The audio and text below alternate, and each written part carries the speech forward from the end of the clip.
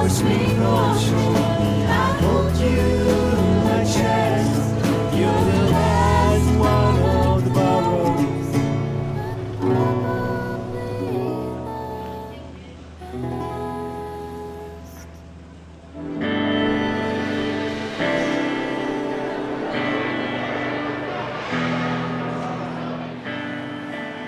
Me and Amanda were thinking that in the beginning we would start out in those two spots. Like I would leave the scene and then she would come on and follow me all the way off. So the reason why I'm in Staten Island is because you can afford a lot more space. We've done everything within our power to try to get a scene going and present our work in as many pop-up places as possible. So after the exchange, I would leave with Amanda. Second Saturdays, we created venues out of nothing, and Stephen and I have shown in all the places that we can. It was very important in this community to have both a gathering spot and an exhibition spot. The area is filled with artists, educators, and people who are interested in the arts.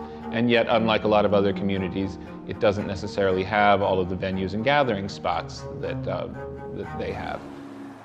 The SICC people in Art by the Ferry, they're the forerunners of the Staten Island arts community. Staten Island creative community came out of trying to figure out what we could do to make something positive happen on Staten Island and create venues for artists, studios for artists, and a support group. This is the 4th year of Art by the Ferry.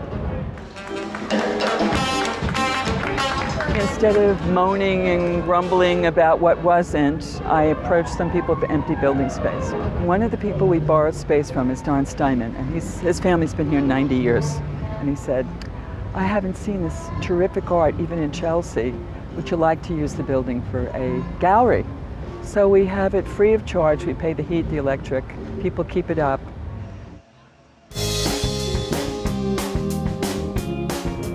We are at 120 Star, which is the old College of Staten Island. So there's a lot of room for different artists.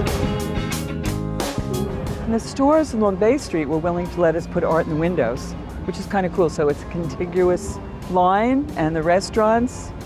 We have comedy at the Cargo Cafe, and once you hit the park, it's all kid stuff. We were on the 5 things to do this weekend in New York on the mayor's website. After a couple of days in the city, if you're a tourist, you're a little tired of the dirt and the crowds and the big buildings, and to see sky and water and green, and then music and art and kid stuff, and yeah, it's really a pleasure. Everybody's a volunteer, nobody gets paid. It's a community effort. It's truly a community effort. I think this is a place that has both fascinating world-class work, and yet that embraces a local community. And if what you want is Manhattan, you can hop on that boat and have the most beautiful boat ride, I think, in the world.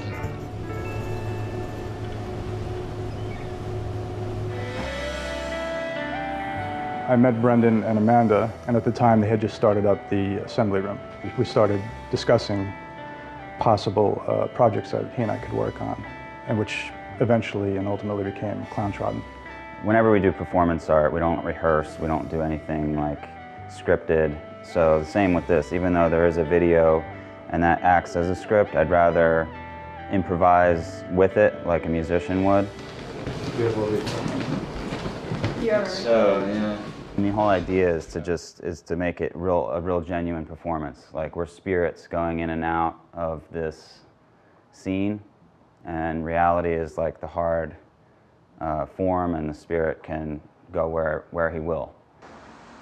Staten Island is a place that has attracted more and more artists because it is a place that's conducive to doing your work. Having an open spirit and a free mind is much easier in an environment like this. The Everything Goes Book Cafe has an uncommercial vibe to it. It's definitely a meeting place. You can go to one of the show and tells and get a free tea. Put your name on a list and go up on the stage and tell people what you're about. That's where he and I first connected. So they're doing a lot, and in a place where not much is being done. They're just very open to the artists, which is fantastic. Those are the sort of venues we need more of.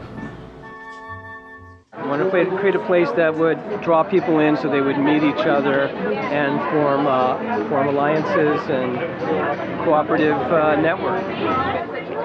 We live in this town called St. George. We wanted to build community, help people meet each other and get to know each other more. So we made a small kind of event in our place. Yeah, I got a killer flow, baby. Community means that you're paying attention to each other and you met each other and you're doing things together and working together. I think I got a new dangerous idea to let it out is the installment of fear. I see the world has got a lot of problems that I don't like, and I see that community building is the way out of those problems. And we were inspired by in Manhattan they have the Halloween parade, and in Brooklyn there's the Mermaid Parade, and we thought there should be something like that in Staten Island, you know, and all these people come together and make all this stuff, and it's really cool. And so we started creating this event based on St. George and the Dragon legend, and thought, oh great, Dragon Parade. People make dragons, parade.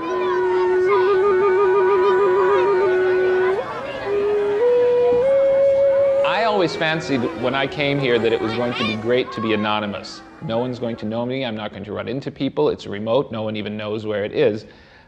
So it surprises me to find out that one of the things I like best about it is that there is a sense of community. Our theory is that the problems of the world are often because people don't know each other, and so they imagine erroneous things and are afraid and like treat each other badly, and like if they met each other, then we would treat each other different. That's why we do everything we do here, really.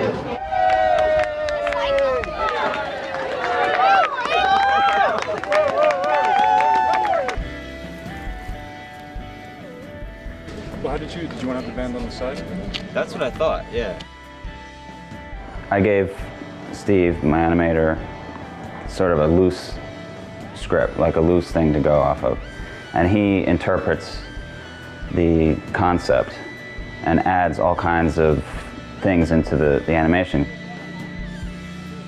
But Brendan's idea was this war-torn environment with a wall in the background. It's basic, but it's very time-consuming work, and it's all done within Photoshop. Every element of the animation that I do is animated frame by frame. Every time we do this, we're getting more experimental with the performance. So this year I'm going to be moving a lot more in the piece, and I'm introducing a second performer into it.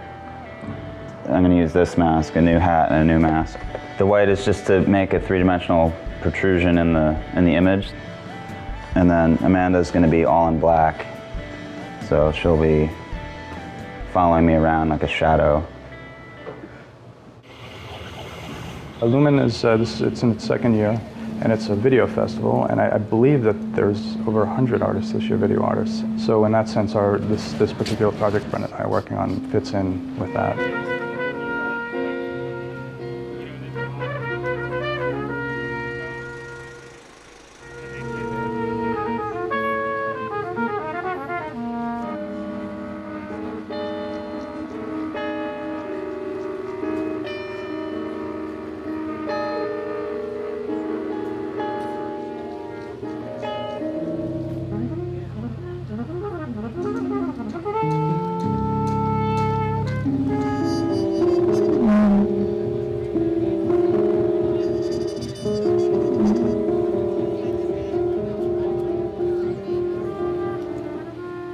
I think it's incredibly important that the boroughs step up and become noticed as a part of the whole citywide art center that is New York. Here I really like that it's a smaller town, so I'm more able to have an impact on the environment, you know, and like help things be better, you know. It is more isolated than other parts of the city. It does tend to have its own culture, but people are constantly surprised when they come here with a particular stereotype of Staten Island in mind. They're surprised to discover what the North Shore is like. To me, it's just like a big, small town on top of a really extraordinary city.